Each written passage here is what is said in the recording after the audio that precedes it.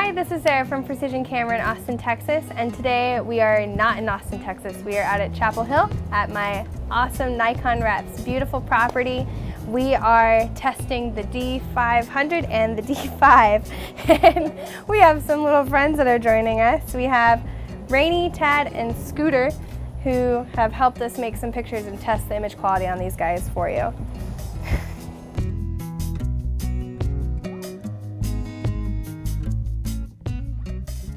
Now, if you are unfamiliar with some of the specs on these, I'm going to give you a rundown.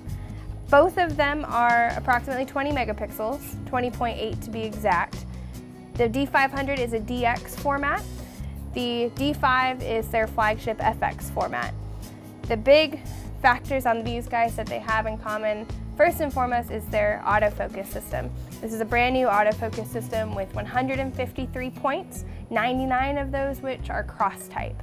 That is huge. That's covering like so much of the frame. I mean, it's really next level from Nikon for that. The D500 does 10 frames per second. The D5 can do 12 frames per second, 14 frames per second with the mirror flipped up, which means you would not have continuous autofocus capabilities, but you can just kind of rapid fire if you have a stationary subject. Both of these are built with magnesium alloy. They're basically tanks. They're designed to take a beating, be used in rough, kind of demanding environments. That is what they're designed for. The D5 comes in two versions. You can get dual XQD or you can get dual CF. Now, if you're a sports shooter or a wildlife shooter and having a high buffer is important, XQD is the way to go. You are going to get a lot longer of a buffer. The camera won't perform any faster. You can just fire off a lot more raw files than you can with the CF. On this guy, we have one XQD slot and one SD slot. So again, if you are going to be using that high frame rate, you must make that XQD your primary because the SD just won't hold up. Today, we're going to be using a few things. I have the D500 and the kit lens, the 16 to 80 f2.8 to 4. This is the first DX lens with their nano coatings on it. I also have the D5, the XQD format. I'm going to be using a 24 to 70 for some of the image quality tests. Then between the two of them for autofocus tests, I'm going to be using the brand new 200 to 500. Right now I have the D500 with the 200 to 500, and I'm going to test each of the focus modes. I'm going to try group continuous focus, I'm going to try dynamic area, 3D tracking as well, so we can see how different each of those systems are. I'm shooting in 3D tracking mode, which basically finds an object and continues to track them throughout the frame. It works really well for these little pups because bright green background, dark black. Oh my God, I can't even tell you.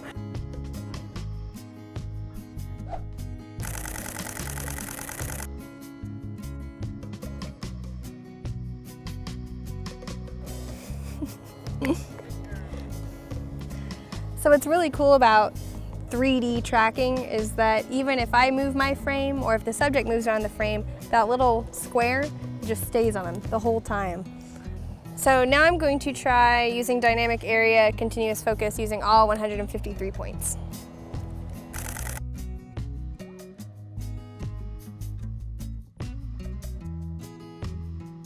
That was so cool. Last but not least, I'm going to try the continuous autofocus using the group points, which is basically a large cluster of points that you can move around just as easily as you could a single point, but it gives you a little bit more coverage. I think it's a little bit more safe if you have a subject that's moving around a lot, because one single point might misfire a little bit.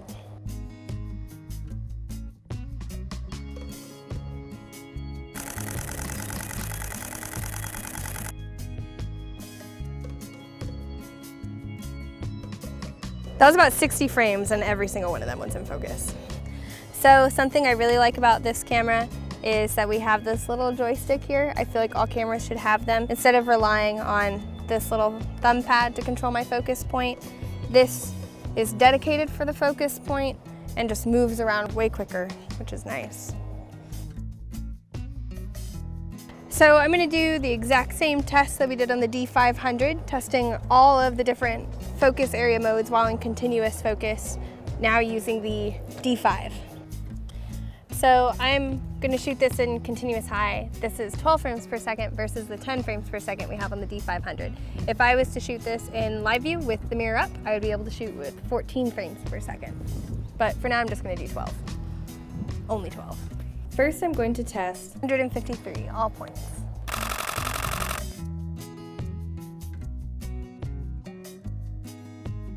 Next up is 3D tracking.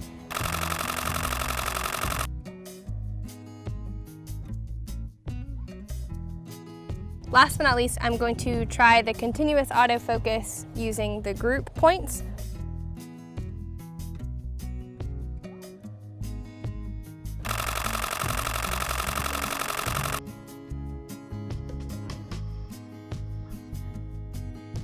Holy crap.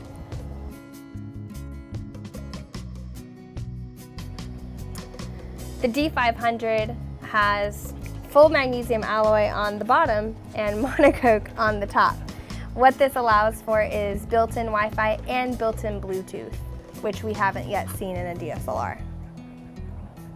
Both of these cameras have the brand new X-Speed 5 processor in it. This is a big factor in helping both of them boost their ISOs up really, really high. And we're gonna be testing all of the extended ISOs, low and high, as well as their natives. So the native ISO on the D500 is 51,200 with an expanded range up to 1.6 million. Yes, million. The D5's native ISO goes up to 102,400 with an extended up to 3.2 million, which of course, neither of those high extended ISOs are going to be quote unquote usable for typical picture making, but if you need to see in the dark, they absolutely are. So we've moved inside. This is a really dynamic scene. We have a lot of highlights, we have a lot of shadows, lots of blacks and whites. So we are going to test the ISO on the D500 and the D5 in here. On the D500, we're going to be using the kit lens, which is the 16 to 80 f2.8-4. When I bust out the D5, I'm going to throw a 24 to 70 on it. For clarification purposes, in each of these tests, I'm going to be shooting at f8. The shutter will change dependent on the ISO that I choose. On both cameras, I am going to test the extended lows and the extended highs as well as the natives.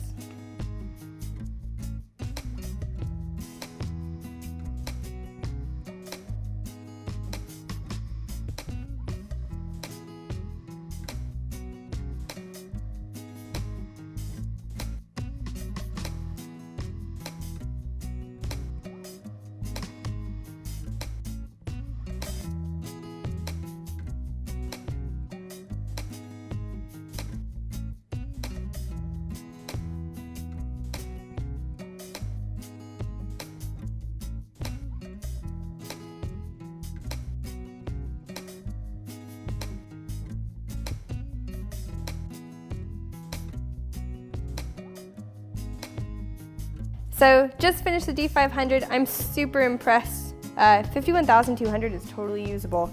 I mean, yes, it's noisy and maybe some people wouldn't use it, but depending on the purpose for a DX sensor, let me see, I don't know that I'm on it. Let's see, 51,200. If I zoom in with my handy touch screen, I mean, there is still fidelity there. And then, I mean, that's really good. It's a DX sensor, y'all. It's really good. Now onto the D5. So now I'm gonna do the exact same thing, but with the D5, I have a 24 to 70. I'm gonna try to shoot as close to the exact same frame as I could and go through all the extended and native ISOs.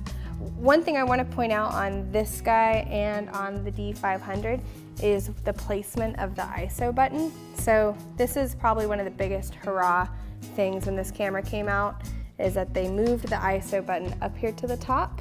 It just is a much more natural and easy way to get to that feature versus hitting a button on the back. So kudos to Nikon for listening to what the people want and putting the ISO in a better spot.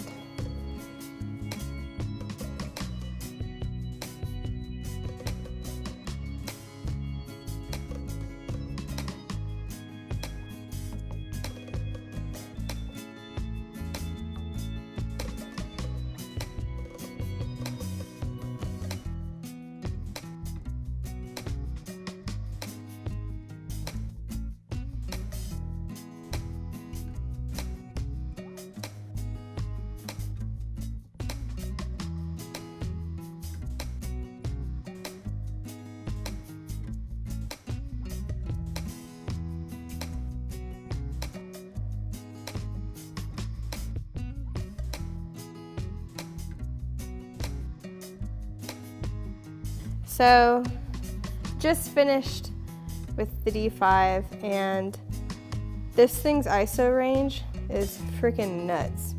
So here's 51,200.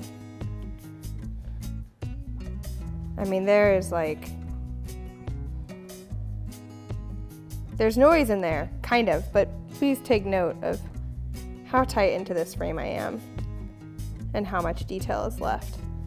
And if I go over 64,081, let's do 102,400. Definitely starting to get some color noise. Finally now I'm starting to kind of get some deterioration on the edges, but for the most part, I mean, that's nuts. Scooter, hey! Another really cool feature that is a first for Nikon, and a big first in the SLR world, is the fact that both of these do UHD 4K. They both do 30 frames per second, which is really cool. Oh my gosh, it was a hummingbird. I'm sorry, it was so cute. Now the D5 has a recording limit. It can only do about 4 minutes. Hoping this changes soon. I don't see how this is a hardware limitation. I'm hoping that it's a firmware limitation, but that remains to be seen. The D500 can do a full 2959 in UHD 4K as well as 1080, and of course there are no limitations on the 1080 with this guy.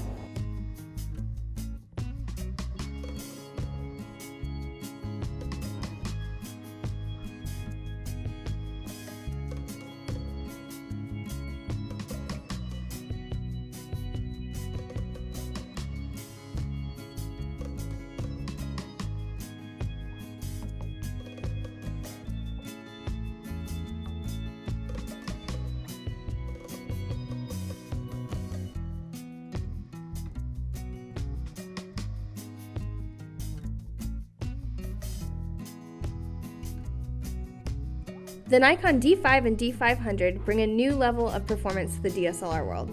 They both come packed with an insanely accurate autofocus system, and their low light capability sets a new standard, especially the Nikon D500, whose image quality rivals full frame. And of course, it's great to see Nikon put 4K video in both of their cameras. Thanks for joining us on this trip to Chapel Hill, Texas. We hope to see you at the store in Austin soon.